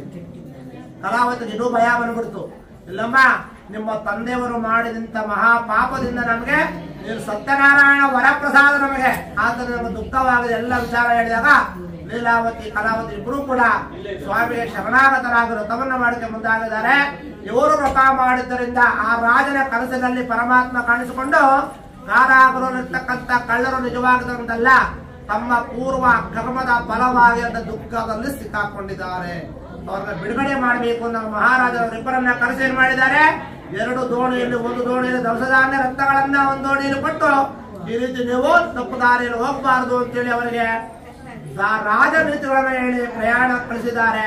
ಇಬ್ರು ಕೂಡ ನಮಗೆ ನಮ್ಮ ಎಲ್ಲ ಪದಾರ್ಥಗಳು ಸಿಕ್ತು ಅಂತ ಆನಂದದಿಂದ 2 ದೋಣಿಯಲ್ಲಿ ಸಮುದ್ರವಾಗಿ ಪ್ರಯಾಣ ಮಾಡ್ತಾ ಇರಬೇಕಾದ್ರೆ ಅದೇ ನದಿ ತೀರ್ಥದ ಒಂದು ಸಂಜೆ ಆದ್ದರಿಂದ ಅವತ್ತು ವಿಶ್ರಾಂತಿ ಪಡಿತಾ ಇದ್ದಾರೆ. ಪರಮಾತ್ಮ ಮತ್ತೆ ಒಬ್ಬ ಸನ್ಯಾಸಿ ವೇಷವಾಗಿ ಬಂದು ಇವರನ್ನ ನೋಡಿದಾಗ ಇವರನ್ನೇನ್ ಬೆಳಿಗ್ಗೆ ಪ್ರಯಾಣ ಮಾಡಬೇಕು ಮಾರನೇ ದಿನ ಅಂಗಲಾಚಿಗೆ ಹೇಳ್ತಾ ಇದ್ದಾನೆ.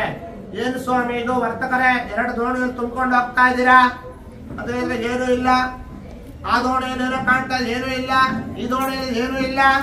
ಇನ್ನೇನ್ ಸ್ವಾಮಿ ಮತ್ತೆ ಅವೆಲ್ಲ ಎಲೆ ಬಳ್ಳಿಗಳು? ಎಷ್ಟು ಸಾರಿಗೆ ಹೇಳಿದ್ರು ಏನು ಇಲ್ಲ, ಏನು ಇಲ್ಲ, ಏನಿಲ್ಲ. ಒಂದು ಮಾತಿಂದ ಇನ್ನೊಂದು ಮಾತಿಗೆ ಕಠೋರವಾಗ್ತಾ ಇದೆ. ವಿಭಿನ್ನವಾಗಿ ಮಾತನಾಡ್ತಾ ಇದ್ದಾರೆ ವರ್ತಕರು. ಏನು ಇಲ್ಲ, ಏನು ಇಲ್ಲ ಅಂದಾಗ ಯದ್ಭಾವಂ ತದ್ಭವತಿ, ಏನು ಇಲ್ಲ ಅಂತ ಇದ್ದೀರಾ, ಹಾಗೆ ಆಗಲಿ ಬಿಡಿ ಅಂತ ಆಶೀರ್ವಾದವನ್ನ ಮಾಡಿದ್ದಾರೆ. ಇವರು ಪಾಡಿಗೆ ಹೋಗಿ ವಟವೃಕ್ಷದ ಹತ್ರ ಸ್ವಾಮಿಗಳು ಹಿಂದೆ ಜರಿತಾ ಇದ್ದಾರೆ ಸನ್ಯಾಸಿಗಳು. ಇವ್ರನ್ನೇನ್ ದೋಣಿ ಹತ್ತೋದು ನೋಡ್ತಾರೆ, ಅದರಲ್ಲಿದ್ದಂತ ಎಲ್ಲಾ ಪದಾರ್ಥಗಳು ಕೂಡ ಮಾಯವಾಗ್ಬಿಟ್ಟಿದ್ದಾವೆ, ಬರೀ ಎಲೆ ಬಳ್ಳಿಗಳಾಗಿ. ಆಗ ಆ ವರ್ತಕ ಏನ್ ಮಾಡಿದ್ದಾರೆ, ನೋಡಿದ ಕ್ಷಣ ಆ ದೋಣಿಯನ್ನು ಮುಟ್ಟಿದ್ರೆ ಎಲ್ಲ ತೇಲ್ತ ನೋಡಿದಂತವನಾಗಿ ತುಂಬಾ ದುಃಖ ತಪ್ತನಾಗಿ ಭೂಮಿ ಮೇಲೆ ಬಿದ್ದೋಗಿದ್ದಾನೆ. ಆಗ ತಮ್ಮ ಅಳಿಯ ಸಮಾಧಾನ ಮಾಡಿ ಕೇಳಿದಾಗ ತಮ್ಮ ಭಾವನೆಗೆ ಹೇಳ್ತಾ ಇದ್ದಾನೆ, ವ್ಯಾಪಾರಕ್ಕೆ ಬಂದ ಅಂದ ದಿನದಿಂದ ಇಂದಿನವರೆಗೂ ಕೂಡ ನಮ್ಗೆ ಒಂದು ತಾಸು ಸುಖವಿಲ್ಲವಲ್ಲ, ಎಂತ ಕಷ್ಟ ಇದು ಅಂತ ಹೇಳಿದಾಗ ಬನ್ನಿ ಮಾವ ಅಂತ ಹೇಳಿ ಆ ಸನ್ಯಾಸಿಗಳ ಹತ್ರ ಬಂದು ನಮಸ್ಕಾರವನ್ನು ಮಾಡಿದ್ರೆ ಪರಮಾತ್ಮ ನಿಜ ರೂಪವನ್ನು ತೋಳ್ತಾ ಇದ್ದಾನೆ. ಆಗ ವರ್ತಕರಿಗೆ ಕ್ಷಣಾರ್ಧದಲ್ಲಿ ಆಶ್ಚರ್ಯವಾಗ್ಬಿಡುತ್ತೆ. ಪರಮಾತ್ಮ ಸತ್ಯನಾರಾಯಣ ನಿನ್ನ ರೂಪವಾಯ್ದು, ನಿನ್ನ ಮಹಿಮೆಯಾಯ್ದು, ನಿನ್ನ ಮಹಿಮೆಯಿಂದ ಈ ರೀತಿಯೆಲ್ಲ ನಮ್ಗೆ ಕಷ್ಟವಾಯ್ತಾ, ನಮ್ಮನ್ನು ಕ್ಷಮಿಸು ತಂದೆ. ಮಾನವರು ನಾವು ತಪ್ಪು ಮಾಡಿದ್ರೆ ಸಾಧ್ಯವಿಲ್ಲ, ಮತ್ತೆ ಮಾಡದೇ ಇರೋ ರೀತಿಯಲ್ಲಿ ನಡ್ಕೊಳ್ಳುವಂತ ಭಾಗ್ಯವನ್ನು ನಮಗೆ ಕೊಡು ತಂದೆ ಅಂತೇಳಿ ಬೇಡ್ಕೊಳ್ತಾ ಇದ್ದಾರೆ. ಪರಮಾತ್ಮ ಪೂರ್ವದನವನ್ನು ಅನುಗ್ರಹಿಸಿ ಮಾಯವಾಗಿದ್ದಾರೆ. ನಮ್ಮ ಸ್ನೇಹಿತರ ಕೈಲಿ ವಿಚಾರವನ್ನ ಲೀಲಾವತಿ ಕಲಾವತಿಗೆ ತಿಳಿಸಿದ್ದಾರೆ. ಲೀಲಾವತಿ ಕಲಾವತಿ ಎಲ್ಲ ಪೂಜೆ ಮಾಡಿ ಪ್ರಸಾದವನ್ನು ಹಂಚ್ತಾ ಇದ್ದಾರೆ. ಆ ಸಮಯಕ್ಕೆ ಈ ದೂತರು ಬಂದಿದ್ದಾರೆ. ದೂತರು ಬಂದು ಹಿಂಗ ವರ್ತಕರು ಬರ್ತಾ ಇದ್ದಾರೆ. ಸಮುದ್ರಕ್ಕೆ ಬರಬೇಕು ಅಂದ್ರೆ ಲೀಲಾವತಿ ಕ್ಷಣಾರ್ಧದಲ್ಲಿ ಮೌನವಾಗ್ಬಿಡ್ತಾಳೆ. ಸತ್ಯವಾದ ಮಾತು, ಹೌದು ತಾಯಿ, ಸತ್ಯ ಒಪ್ಪೋದಿಲ್ಲ ಆ ತಾಯಿ.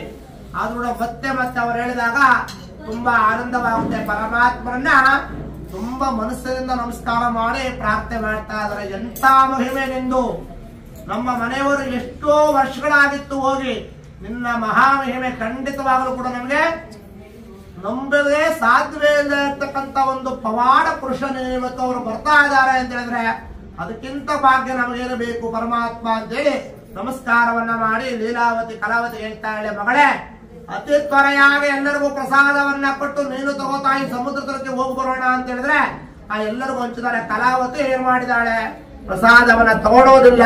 ಪ್ರಸಾದವನ್ನ ಅಲ್ಲಿಯೇ ಬಿಟ್ಟು ಮೊದಲು ನನ್ನ ತಂದೆ ಮತ್ತು ನನ್ನ ಗಂಡನನ್ನ ನೋಡಿ ತದನಂತರ ಪ್ರಸಾದ ನೋಡೋಣ ಅಂತೇಳಿ ಸ್ವಲ್ಪ ವಿಳಂಬ ಮಾಡ್ತಾ ಇದ್ದಾಳೆ. ಪ್ರಸಾದವನ್ನ ಏನ್ ಮಾಡ್ತಾ ತಿರಸ್ಕಾರವನ್ನ ಮಾಡಿದಾಳೆ. ನದಿ ದರಕ್ಕೆ ಬರೋದೊಳಗಡೆ ಸತ್ಯನಾರಾಯಣ ಮಹಾಮಹಿಮೆಯಿಂದ ಪಾಪಗ್ರಸ್ತ ಆಗಿದ್ದಾಳೆ. ಎಂತ ಪಾಪ, ತನ್ನ ಪತಿಯನ್ನ ಕಳ್ಕೊಳ್ತಕ್ಕಂತ ಭಾಗ್ಯವಂತರಾಗಿದ್ದಾಳೆ. ಪತಿ ಏನಾಗಿದ್ದಾನೆ, ನೀರಿನಲ್ಲಿ ಹುಡುಗಿ ಇನ್ನೊಂದು ಕಡೆ ಹೊರಟೋಗಿದ್ದಾರೆ. ತಂದೆ ದರ್ಶನವಾಗುತ್ತೆ, ಪತಿ ದರ್ಶನವಾಗುವುದಿಲ್ಲ. ತುಂಬಾ ದುಃಖ ಪಡಿತಳಾದಂತಹ ಕಲಾವತಿ ಯಾವ ವಿಧವಾಗಿ ತಂದೆ ತಾಯಿ ಸಮಾಧಾನ ಮಾಡಿದ್ರು ಕೂಡ ಹೇಳುವಂತ ಸ್ಥಿತಿ ಇಲ್ಲ ಕಲಾವತಿಗೆ.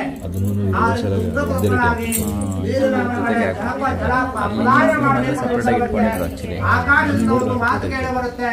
ಕಲಾವತಿ ಸತ್ಯಾತ್ಮನ ಪ್ರಸಾದವನ್ನ ತಿರಸ್ಕಾರ ಮಾಡಿದ್ದರಿಂದ ತನ್ನ ಪತಿಯನ್ನು ನಷ್ಟವಾಗಿದ್ದಾಳೆ. ಹಾಗೇನು ಮಾಡಿದ್ದಾರೆ, ಎಲ್ಲರೂ ಕೂಡ ಅಲ್ಲೇ ಸತ್ಯನಾರಾಯಣ ಸ್ವಾಮಿಯನ್ನ ಪ್ರಾರ್ಥನೆ ಮಾಡಿದ್ದಾರೆ. ಸತ್ಯನಾರಾಯಣ ಮಹಾಮಹಿಮೆಯಿಂದ ಆ ವರ್ತಕರಿಗೆ ಜ್ಞಾನ ಪ್ರಾಪ್ತವಾದ್ದರಿಂದ ಸತ್ಯನಾರಾಯಣ ಸ್ವಾಮಿಯಲ್ಲಿ ಧ್ಯಾನಾಸಕ್ತರಾದ್ದರಿಂದ ಆ ಒಂದು ನದಿಯಲ್ಲಿ ಮುಳುಗಿ ಹೋದಂತ ಹಳೆ ಏನ್ ಮಾಡಿದ್ದಾರೆ, ಸುಭೀಕ್ಷವಾಗಿ ಯಾವುದೇ ಒಂದು ತೊಂದರೆಗಳಿಲ್ಲದೆ ಆತ ಕಾಣಿಸ್ಕೊಂಡಿದ್ದಾನೆ, ಜಡಕ್ಕೆ ಬಂದಿದ್ದಾನೆ. ಆ ನೋಡಿದಂತ ವರ್ತಕನ ಕುಟುಂಬ ತುಂಬಾ ಸಂತೋಷಭರಿತರಾಗಿ ತನ್ನ ಅಳಿಯನ ಸಮೇತವಾಗಿ ಪುನಃ ಅಲ್ಲೇ ಪೂಜೆಯನ್ನು ಮಾಡಿ ತನ್ನ ಮನೆಗೆ ಬಂದು ಪ್ರತಿನಿತ್ಯ ಕೂಡ ಸತ್ಯನಾರಾಯಣ ಸ್ವಾಮಿ ಪೂಜೆಯಲ್ಲಿ ಆಸಕ್ತರಾಗಿ ತುಂಬಾ ದೀರ್ಘಾಯುಷ್ಯಂತವರಾಗಿ ಕೊನೆಯಲ್ಲಿ ವಿಷ್ಣುಪುರ ಅಂತಕ್ಕಂಥ ಲೋಕ ಐಕ್ಯವಾಗಿದ್ದಾರೆ ಎಂಬುದಕ್ಕೆ ಸತ್ಯಾತ್ಮನ 4ನೇ ಅಧ್ಯಾಯ ಮುಕ್ತಾಯವಾಗಿದೆ. ಸತ್ಯನಾರಾಯಣ ಸ್ವಾಮಿ ಪ್ರಭು ಕೀ ಜೈ.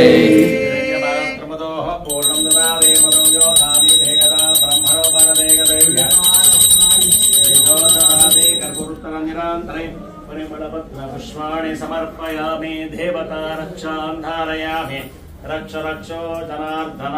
ಸತ್ಯನಾರಾಯಣ ಸ್ವಾಮಿ ಭಗವಾನ್ ಕಿ ಜೈ.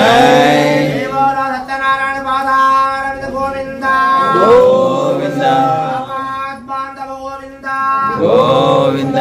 ಕೊನೆಯ ಅಧ್ಯಾಯದಲ್ಲಿ ಸೂತ ಪುರಾಣಿಕರು ಹೇಳ್ತಾ ಇದ್ದಾರೆ,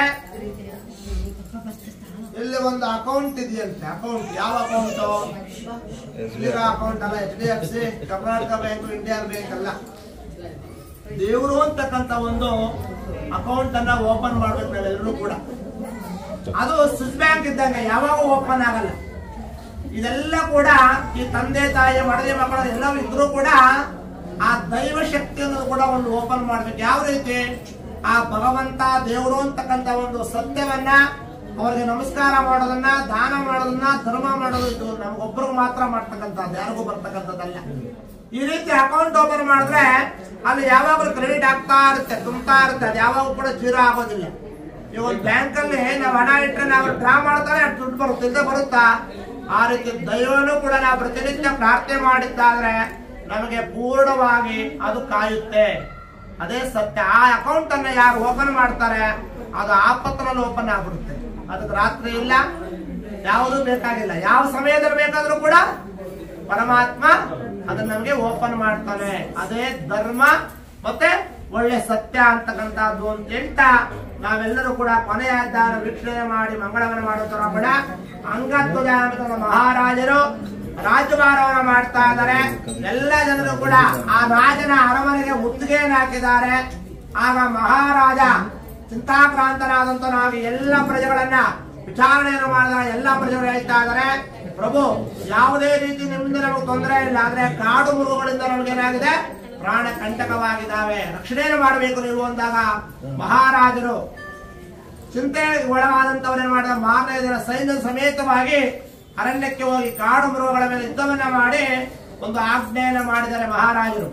ಅರಣ್ಯದಿಂದ ನಮ್ಮ ಪ್ರಜೆಗಳಿಗೆ ಯಾವುದೇ ರೀತಿ ತೊಂದರೆ ಆಗಬಾರದು, ಒಂದು ಅಡ್ಡಲಾಗಿರ್ತಕ್ಕಂಥ ಕಟ್ಟೆಯನ್ನ ಗೋಡೆಯನ್ನ ಕಟ್ಟಬೇಕು ಅಂತ ತೀರ್ಮಾನವನ್ನು ಮಾಡಿ ಆ ಕಾಡು ಮೃಗಗಳನ್ನು ತುಂಬಾ ಹೊರಗಡೆ ಸರಿದು ನಿಧಾನವಾಗಿ ಸೈನ್ಯ ಎಲ್ಲ ಮನೆಗೆ ಬಂದ ನಿಧಾನವಾಗಿ ಬಂದಿದ್ದಾರೆ.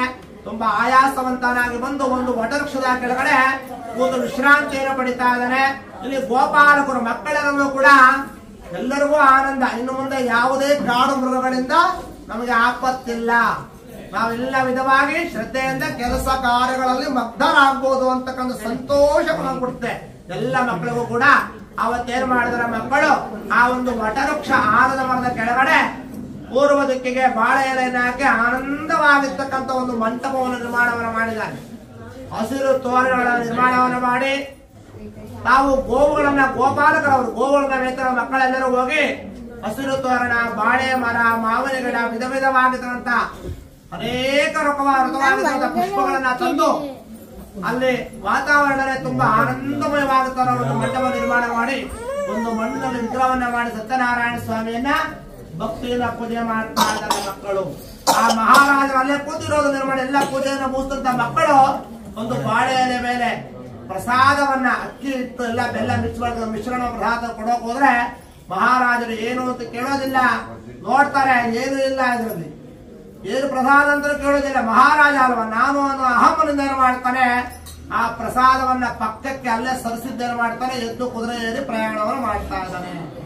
ಸತ್ಯನಾರಾಯಣ ಸ್ವಾಮಿಯಿಂದ ಮಹಾಪಾಪ ಪ್ರಾಪ್ತವಾಗಿದೆ. ಮಹಾರಾಜರು ಎಷ್ಟು ದೂರ ಅವರು ಅರಮನೆ ಸಿಗೋದಿಲ್ಲ, ರಾತ್ರಿ ಎಲ್ಲ ಕಾಡಲ್ಲೇ ಪ್ರಯಾಣ ಮಾಡ್ತಾ ಇದ್ದಾನೆ. ಭಯಭೀತನಾಗ್ಬಿಟ್ಟಿದ್ದಾರೆ ಮಹಾರಾಜ. ಎಂತ ಕರ್ಮ ಇದು ಅಂತೇಳಿ ರಾತ್ರಿ ಎಲ್ಲ ಆತನಿಗೆ ಯಾವ ದಾರಿ ಗೊತ್ತಾಗೋದಿಲ್ಲ, ಭಯಭೀತನಾಗಿ ಇನ್ನೇನು ನನಗೆ ಜನ್ಮ ಇಲ್ಲ ಅನ್ನೋ ಮಟ್ಟಕ್ಕೆ ಆತನಿಗೆ ಭಯ ಆಗಿದೆ. ಸೂರ್ಯ ಉದಯದ ನಂತರ ಸೂರ್ಯನ ದರ್ಶನವನ್ನ ಮಾಡಿದಂತ ಮಹಾರಾಜರು ದಿಕ್ಕಾಪಾಲಾಗಿ ದುಃಖವನ್ನ ಪಟ್ಟು ಭೂಮಿಯಲ್ಲಿ ಬಿದ್ದಂತವರಾಗಿದ್ದಾರೆ. ಆಗ ಪರಮಾತ್ಮನನ್ನ ಬೇಡ್ಕೊಳ್ತಾ ಇದ್ರೆ ಆ ಯಾವ ಪ್ರಸಾದವನ್ನ ತಿರಸ್ಕಾರವನ್ನ ಮಾಡಿದ ಮಹಾರಾಜರು ಅದೇ ಒಂದು ಮಹಾರಾಜರಿಗೆ ಮತ್ತೆ ಮತ್ತೆ ಮೆಲುಕಾಗ್ತಾ ಇದೆ. ಮಹಾರಾಜರು ಸೂರ್ಯನಿಗೆ ನಮಸ್ಕಾರವನ್ನ ಮಾಡಿ ತನ್ನ ತಪ್ಪುಗಳನ್ನ ಕ್ಷಮಿಸುತ್ತದೆ ಅಂತ ಹೇಳ್ತಾ ನದಿಯಲ್ಲಿ ಸ್ನಾನವನ್ನ ಮಾಡ್ತಾ ಆ ಅಶ್ವವನ್ನ ಏರಿ ಮತ್ತೆ ಆ ವಟವೃಕ್ಷಕ್ಕೆ ಬಂದಿದ್ದಾರೆ. ಅಷ್ಟರೊಳಗಡೆ ಎಲ್ಲರೂ ಕೂಡ ಆ ರಾಜನ ಮಕ್ಕಳು, ಹೆಂಡತಿ, ಎಲ್ಲರೂ ಭಕ್ತರೆಲ್ಲರೂ ಕೂಡ ಭಯ ಪಟ್ಟವಂತರಾಗ್ಬಿಟ್ಟಿದ್ದಾರೆ. ಈ ಮಹಾರಾಜ ಎಲ್ಲವನ್ನೂ ಕಳ್ಕೊಂಡ ರೀತಿ ಆಗ್ಬಿಟ್ಟಿದೆ. ಆಗ್ತದೆ ಹೆಂಡತಿ, ಮಕ್ಕಳು, ಅರಮನೆ ಎಲ್ಲವೂ ಇಲ್ಲದೆ ಆದ್ದರಿಂದ ಆಗ ಮಹಾರಾಜರು ಪುನಃ ಬಂದು ಅಲ್ಲೇ ಆ ಒಂದು ಗೋಪಾಲಕರ ಒಟ್ಟಿಗೆ ರಥವನ್ನು ಮಾಡಿ ಯಾವ ಪ್ರಸಾದವನ್ನ ಬಿಸಾಡಿದನ ಅದೇ ಪ್ರಸಾದವನ್ನ ಪುನಃ ಭಕ್ತಿ ವಿನಮ್ರವಾಗಿ ಅದನ್ನ ಸ್ವೀಕಾರವನ್ನ ಮಾಡಿ ಪರಮಾತ್ಮನಿಗೆ ಶರಣಾಗ್ತಾರೆ ಮಹಾರಾಜ. ಆಗ ಎಲ್ಲ ಮಕ್ಕಳನ್ನ ಕರ್ಕೊಂಡಿದ್ದೆ, ತನ್ನ ಅರಮನೆಗೆ ಕರ್ಕೊಂಡು ಬಂದಿದ್ದೆ, ಭಕ್ತಿ ವಿನಮ್ರವಾಗಿ ಆಗ ತೀರ್ಮಾನ ಮಾಡಿದ್ದಾನೆ. ಇಂಥ ಒಂದು ಮಹಾತ್ಮ, ಸತ್ಯಾತ್ಮ, ಸತ್ಯಪಾಲಕ ನನಗೆ 24 ಗಂಟೆಯಲ್ಲಿ ಪವಾಡ ಪುರುಷನಾಗಿ ನನ್ನ ಜೀವನದಲ್ಲಿ ಬಂದು ಹೋಗಿದ್ದಾನೆ. ನಿನ್ನ ಒಂದು ಅನುಗ್ರಹ ಶಾಶ್ವತವಾಗಿರಬೇಕು, ಚಿರವಾಗಿರಬೇಕು, ಎದ್ದಿನವರೆಗೂ ಈ ಪ್ರಪಂಚ ಅಲ್ಲಿವರೆಗೂ ಕೂಡ ನಿನ್ನ ಒಂದು ಅನುಗ್ರಹ ಇರಬೇಕು, ಎಲ್ಲಾ ಕಡೆ ನಡಿಬೇಕು ಅಂತ ಹೇಳಿದ್ದೆ. ಹಾಗೇನು ಮಾಡ್ತಾ ಇದ್ದಾನೆ, ಆ ಮಹಾರಾಜರು ಸತ್ಯನಾರಾಯಣ ಸ್ವಾಮಿಯ ಒಂದು ದೇವಾಲಯವನ್ನ ನಿರ್ಮಾಣವನ್ನು ಮಾಡಿದ್ದಾರೆ. ಅದೇ ಅನ್ನವರಂ ಸತ್ಯನಾರಾಯಣ ಸ್ವಾಮಿ ಕ್ಷೇತ್ರ. ಆ ಮಹಾರಾಜರೇ ಏನು ಮಾಡಿದ್ದಾರೆ ಅಂತ ಒಂದು ದೇವಾಲಯ ನಿರ್ಮಾಣವನ್ನು ಮಾಡಿ ಎಲ್ಲ ರಥಗಳು ಮುಖ್ಯವಾಗಿದ್ದಾವೆ. ಆದ್ರೆ ಸತ್ಯನಾರಾಯಣ ಸ್ವಾಮಿ ರಥಕ್ಕೆ ಯಾವುದೇ ಮಾಸವಾಗಲಿ, ಯಾವುದೇ ತಿಂಗಳಾಗಲಿ, ಯಾವುದೇ ಸಮಯವನ್ನಾಗಲಿ ನಿರ್ಣಯವನ್ನು ಮಾಡಲಿಲ್ಲ. ಅಂತ ಒಂದು ವಿಶೇಷವಾಗಿರ್ತಕ್ಕಂಥ ಮನುಕುಲದ ಉದ್ಧಾರಕ್ಕೋಸ್ಕರವಾಗಿ ಈ ರಥವನ್ನ ಯಾವಾಗ ಬೇಕಾದ್ರೂ, ಯಾರು ಬೇಕಾದ್ರೂ, ಎಲ್ಲಿ ಬೇಕಾದ್ರೂ ಮನೆಯನ್ನು ಮಾಡಬಹುದು. ನದಿ ತೀರ, ಉದ್ಯಾನವನ, ಅರಣ್ಯ, ದೇವಾಲಯ, ಸ್ವಗ್ರಾಮ ಎಲ್ಲಿ ಬೇಕಾದ್ರೂ ಮಾಡಬಹುದು ಅಂತ ಸೂತ ಪುರಾಣಗಳು ಹೇಳ್ತಾ ಇದ್ದಾರೆ. ಅಂತ ಒಂದು ಪುರಾಣವನ್ನ ಯಾರು ಕೇಳ್ತಾರೆ, ನೋಡ್ತಾರೆ, ಮಾಡ್ತಾರೆ, ಆಚರಣೆಯನ್ನು ಮಾಡ್ತಾರೆ, ಯಾವುದೂ ಸಾಧ್ಯವಿಲ್ಲದ್ರೆ ಸತ್ಯನಾರಾಯಣ ನಮಸ್ಕಾರವನ್ನ ಮಾಡ್ತಾರೆ ಅಥವಾ ಶ್ರವಣವನ್ನ ಮಾಡ್ತಾರೆ ಅಂತವರಿಗೆಲ್ಲರಿಗೂ ಕೂಡ ಪರಮಾತ್ಮ ಅವರ ಸಂಕಲ್ಪಗಳನ್ನ ಖಂಡಿತವಾಗಲೂ ಕೂಡ ಪರಮಾತ್ಮ ಕೊಡ್ತಾನೆ. ಅವರ ಎಲ್ಲ ಭಯಬೀದ ದೂರ ಮಾಡ್ತಾನೆ ಅಂತ ಹೇಳ್ತಕ್ಕಂಥ ಉತ್ತಮವಾಗಿರ್ತಕ್ಕಂಥ ರಥವೇ ಶ್ರೀ ಸತ್ಯನಾರಾಯಣ ರಥ. ಅಂತ ಒಂದು ಮಾನವರು ನಾವು ಕೂಡ ಆ ಸತ್ಯನಾರಾಯಣ ಅಂತಕ್ಕಂಥ ದೇವರನ್ನ ಪ್ರಾರ್ಥನೆಯನ್ನ ಮಾಡಿ ಈ ಮಾನವ ಅಂತಕ್ಕಂಥ 3 ಅಕ್ಷರದ ಜನನ ಅಂತಕ್ಕಂಥ 3 ಅಕ್ಷರದಿಂದ ಮಕ್ಕಳಾಗಿ ಮಕ್ಕಳನ್ನ ಕೂಡ ನಾವೇನ್ ಮಾಡಿದ್ವಿ, ಒಳ್ಳೆ ಶಿಕ್ಷಣವನ್ನ ಪಡೆದು ಒಳ್ಳೆ ಉದ್ಯೋಗವನ್ನು ಪಡೆದಂತವರು ಕೊನೆಯಲ್ಲಿ ಆ ಒಂದು ಉದ್ಯೋಗದಿಂದ ಸತ್ಯನಾರಾಯಣ ಸ್ವಾಮಿಯ ಪರಿಪೂರ್ಣವಾಗಿರ್ತಕ್ಕಂಥ ಅನುಗ್ರಹಕ್ಕೆ ಪಾತ್ರವಾಗಿ ಆ ಸ್ವಾಮಿಯನ್ನು ನಾವು ನಮಸ್ಕಾರವನ್ನ ಮಾಡಿದ್ದಾದ್ರೆ, ಭಜನೆ ಮಾಡಿದ್ದಾದ್ರೆ ಅಥವಾ ಧ್ಯಾನ ಮಾಡಿದ್ದಾದ್ರೆ ಪರಮಾತ್ಮ ನಮಗೂ ಕೂಡ 3 ಅಕ್ಷರದ ವೈಕುಂಠ ಅಥವಾ ಕೈಲಾಸವನ್ನ ಕೊಡ್ತಾನೆ. ಅಂತ ಒಂದು ಸತ್ಯನಾರಾಯಣ ಸ್ವಾಮಿಯ ನಮನ, ಭಜನೆ, ಕೀರ್ತನೆ, ಸತ್ಯಾತ್ಮ ಅಂತಕ್ಕಂಥ ಸತ್ಯಾತ್ಮ ಅಂತ 3 ಅಕ್ಷರಕ್ಕೆ ಅಕ್ಷತೆ ಅಂತಕ್ಕಂಥ 3 ಅಕ್ಷರವನ್ನ ಜೋಡಣೆಯನ್ನ ಮಾಡಿ ದೇವರಿಗೆ ನಮನ ಮಾಡಿ ಮಂಗಳ ಅಂತಕ್ಕಂಥ 3 ಅಕ್ಷರ ಮಂಗಳವನ್ನ ಆಡಿದ್ದಾದ್ರೆ ಪರಮಾತ್ಮ ನಮಗೂ ಕೂಡ ಖಂಡಿತವಾಗಲೂ ಕೂಡ ಪರಮಾತ್ಮ ಒಳ್ಳೆ ವೈಕುಂಠ ಅಥವಾ ಕೈಲಾಸವನ್ನ ಕೊಟ್ಟು ಪರಮಾತ್ಮನಿಗೆ ಒಳ್ಳೆ ಮೋಕ್ಷವನ್ನ ಕೊಡ್ತಾರೆ, ದೀರ್ಘಾಯುಷ್ಯವನ್ನು ಕೊಡ್ತಾನೆ ಅಂತ ಹೇಳ್ತಾ ನಾವು ಸತ್ಯನಾರಾಯಣ ಸ್ವಾಮಿಗೆ ಮಂಗಳವನ್ನ ಮಾಡಿ ಮಹಾ ಪ್ರಸಾದವನ್ನ ತಗೊಳ್ಳೋಣ ಅಂತ ಎಂಬಲ್ಲಿ ಸತ್ಯನಾರಾಯಣ ಸ್ವಾಮಿಯ 5ನೇ ಅಧ್ಯಾಯಕ್ಕೆ ಮುಕ್ತಾಯ ಮಾಡಿ. बोलो श्री सत्यनारायण स्वामी प्रभु की ಓಂ ಸ್ವಾಮಿ ದೇವನ ಲೋಕಪಾಲನೆ ತೇ ನಮೋಸ್ತು ನಮೋಸ್ತು ದೇ ಶ್ರೀಮದಿಂದ ನಿಪಾಲಿಸೆಂಬನು ತೇ ನಮೋಸ್ತು ನಮೋಸ್ತು ದೇ. ಎಲ್ಲಿ ಇರುವೆ ನಮ್ಮ ಪ್ರಭುವೆ ಎಲ್ಲಿ ಪೂಜೆಗೆ ಬಾರಯ, ಎಲ್ಲಿ ಇರುವೆ ನಮ್ಮ ಪ್ರಭುವೆ ಎಲ್ಲಿ ಪೂಜೆಗೆ ಬಾರಯ. ಭಕ್ತರೆಲ್ಲರೂ ನಿನ್ನ ಪೂಜೆಗೆ ಕೈಯ ಮುಗಿದು ಕುಳಿತರು, ಕೈಯ ಮುಗಿದು ನಿಂತರು. ಶ್ರೀ ಸ್ವಾಮಿನೇ ನಮಃ. ಚತುರ್ವೇದ ಪ್ರಜಾಳ್ಳಪ್ಪ ಚತುರ್ವೇದ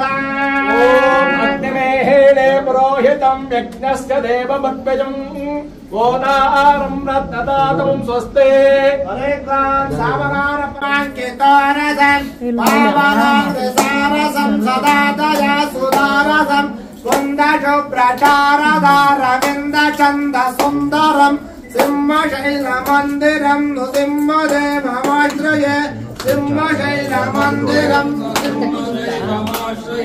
ಪಾಪಘೋಷಮೋಚನಂ ವಿರೋಚನೇಂದುಲೋಚನಂ ಪಾಲಲೋಚನಾದಿದೇವ ಸನ್ನುತಂ ಮಹೋನ್ನತಾಂ ಸಿಂಹಶೈಲ ಮಂದಿರಂ ಸಿಂಹದೇವಮಾಶ್ರಯೇ ಸಿಂಹಶೈಲ ಮಂದಿರಂ ಸಿಂಹದೇವಮಾಶ್ರಯೇ. ಸಂಚಲ ಸಟಾಚಟ ವಿನನ್ನ ಮೇಘ ಮಂಡಲಂ ಭೈರವಾರ ಆಟ ಸಭೇದಿತಾಯಿದೋದರಂ ದೀನಲೋಕ ಸಾದರಂ ಧರಾವರಂ ಜಟಾಧರಂ ಸಿಂಹಶೈಲ ಮಂದಿರಂ ಸಿಂಹದೇವಮಾಶ್ರಯೇ ಸಿಂಹಶೈಲ ಮಂದಿರಂ ಸಿಂಹದೇವಮಾಶ್ರಯೇ. ಬೋಲೋ ಲಕ್ಷ್ಮೀ ರಂಗನಾಥ ಸ್ವಾಮಿ ಸಮೇತ ಶ್ರೀ ಸತ್ಯನಾರಾಯಣ ಭಗವಾನ್ ಕಿ